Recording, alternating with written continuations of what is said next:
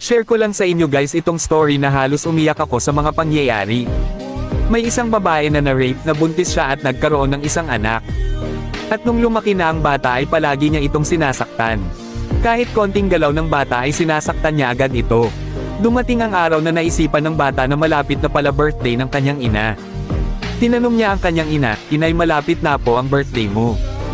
Ano po ba ang gusto niyong regalo ng kahit ganun mapasaya ko kayo?" sabi ng bata. Ang sagot ng kanyang ina, "Gusto mong malaman kung ano ang gusto kong regalo. Ang mamatay ka buwesot ka," kaya napaiyak na lang ang bata. At nang dumating na ang kaarawan ng kanyang ina, hinanap nito ang kanyang anak dahil hindi niya nakita. Puno sa galit ang kanyang ina, sigaw dito, sigaw doon. At nung pagpasok ng kanyang ina sa kwarto ay doon niya natagpuan ang kanyang anak na nakabitin at nakatali. Biglang napaluhod ang kanyang ina. At nakita niya ang papel na may sulat sa paa ng bata, "Inay, happy birthday po. Tinupad ko po yung gusto nyo sa kaarawan nyo. Para naman kahit minsan ay mapapasaya ko kayo, tandaan nyo po, Inay. Mahal na mahal kita."